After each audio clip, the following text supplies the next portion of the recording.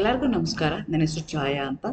ನಾನು KLE ಸೊಸೈಟಿಯ Basavaprabhu Kore arts science commerce college Chikkodi ಇಲ್ಲಿಂದ ಮಾತಾಡ್ತಾ ಇದ್ದೀನಿ. ಸೊ ಇವತ್ತು ಅಪ್ಲೋಡ್ ಮಾಡ್ತಾ ಇರೋವಂಥ ವಿಡಿಯೋ ಕೆಮಿಸ್ಟ್ರಿನಲ್ಲಿ ಸೆಕೆಂಡ್ ಸೆಮ್ ಯೂನಿಟ್ 3ನಲ್ಲಿ ಬರುತ್ತೆ. ಆಲ್ಕೈಲ್ ಹರೈಲ್ ಹ್ಯಾಲೈಡ್ಸ್ ಅಂತ ಬರುತ್ತೆ.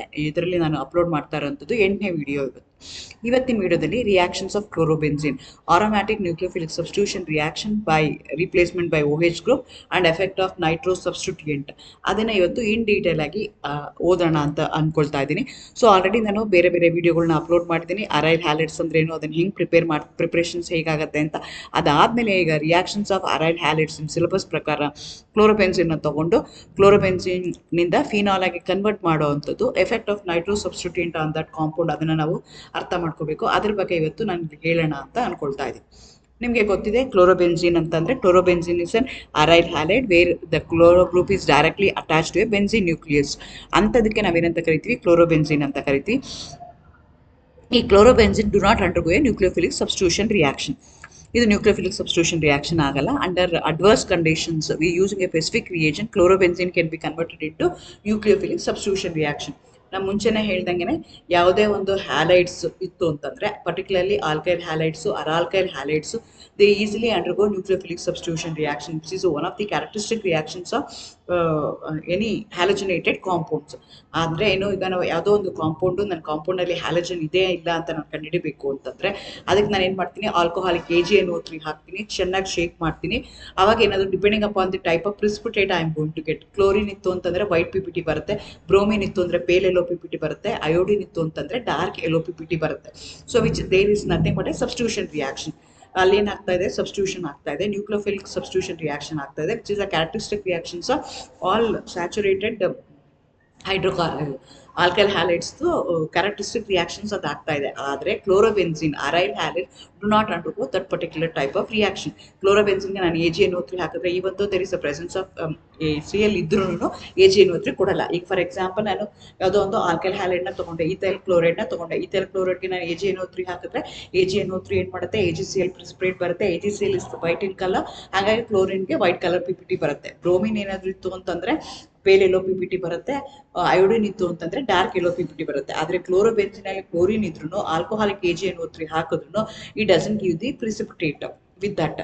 ಸೊ ಹಾಗಾಗಿ ಯಾಕೆ ಪ್ರಿಸಿಪಿಟೇಟ್ ಕೊಡಲ್ಲ ಅಂತಂದರೆ because of 2 reasons.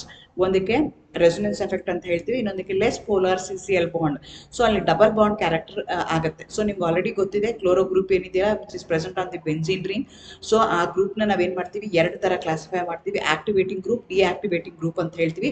The group which going to give its electron to the benzene nucleus, ಯಾವುದು ತನ್ನ ಎಲೆಕ್ಟ್ರಾನ್ ಬೆನ್ಸಿನ್ ನ್ಯೂಕ್ಲಿಯಸ್ ಕೊಡುತ್ತಲ್ಲ ಅಂಥದನ್ನ ಆಕ್ಟಿವೇಟಿಂಗ್ ಗ್ರೂಪ್ ಅಂತ ಕರಿತೀವಿ. ಯಾವುದು ಬೆನ್ಸಿನಿಂದ ಎಲೆಕ್ಟ್ರಾನ್ಸ್ನ ತೆಕ್ಕೊಳ್ಳುತ್ತಲ್ಲ ಅದಕ್ಕೆ ನಾವು ಡಿಆಕ್ಟಿವೇಟಿಂಗ್ ಗ್ರೂಪ್ಸ್ ಅಂತ ಕರಿತೀವಿ.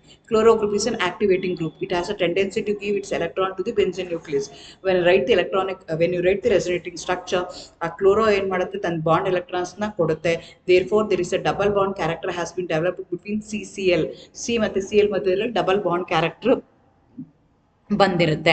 The chlorine has a lone pair of electron in which the conjugation with a pi electron on the benzene ring. This delocalization of pi electron of chlorine develops a partial double bond character in CCl bond which makes it difficult for the nucleophile to leave CCl. So ಅಲ್ಲಿ ಏನಾಗ್ತಿದೆ, double bond ಇದೆ. To cleave single bond cleave ಮಾಡೋದಕ್ಕೆ ನನಗೆ ಕಡಿಮೆ energy ಬೇಕು, double bond cleave ಮಾಡೋಕ್ಕೆ ನನಗೆ ಜಾಸ್ತಿ ಎನರ್ಜಿ ಬೇಕು. ಅಲ್ಲಿ ಡಬಲ್ ಬಾಂಡ್ ಫಾರ್ಮೇಷನ್ ಆಗಿದೆ because chloro group is an activating group. It has a tendency to give away electron. So lone pair of electron present on the chlorine will be contributed towards the benzene nucleus. Therefore between C and Cl double bond character ಆಗುತ್ತೆ. ಹಾಗಾಗಿ ಏನಾಗುತ್ತೆ ಅಂತಂದರೆ because of the resonance effect ಅಲ್ಲಿ ಏನಾಗ್ತಿದೆ ಅಂತಂದರೆ ಆ bond cleave ಮಾಡೋದು ಕಷ್ಟ ಆಗುತ್ತೆ. ಎರಡನೇದೇನು ಅಂತಂದರೆ ಹೈಬ್ರಿಡೈಸೇಷನ್ ಕನ್ಸಿಡರ್ ಮಾಡಿಕೊಂಡ್ರೆ C ಮತ್ತು Cl ಮಧ್ಯದಲ್ಲಿರುವಂಥದ್ದು ಕ್ಲೋರಿನ್ ಇಸ್ ಮೋರ್ ಎಲೆಕ್ಟ್ರೋನೆಗೆಟಿವ್. ಕ್ಲೋರೋಬೆನ್ಸಿನಲ್ಲಿರುವಂಥ each carbon atom is sp2 hybridized and chloro is more electronegative in nature. ಹಾಗಾಗಿ it going to have more electronegativity than sp2 hybridized carbon. So the less polar CCl bond ಏನಾಗಿರಬೇಕು, ಯಾಕೆ ಅದು cleave ಆಗುತ್ತೆ ಅಂತ ನಾನು already why alkyl halides undergoes nucleophilic substitution reaction ಅಂದರೆ because polarity has been developed between CCl bond. Polarity ಇದೆ, ಅದಕ್ಕೋಸ್ಕರ ಏನಾಗುತ್ತೆ ಅದು ಈಸಿಯಾಗಿ ಹೋಗುತ್ತೆ. ಇಲ್ಲಿ ಪೊಲಾರಿಟಿನೇ ಆಗಲ್ಲ, ಪೊಲಾರಿಟಿ ಡೆವಲಪ್ ಆಗಿಲ್ಲ ಬಿಕಾಸ್ ಕ್ಲೋರಿನ್ ಏನಿದೆ more electronegative than hybridized carbon. So ಹಾಗಾಗಿ ಏನಾಗ್ತಾ ಇದೆ, ಇಲ್ಲಿ ಪೋಲಾರಿಟಿ ಇಲ್ಲ, ಡಬಲ್ ಬಾಂಡ್ ಕ್ಯಾರೆಕ್ಟರ್ ಬಂದು ಕೂತ್ಕೊಂಡಿದೆ.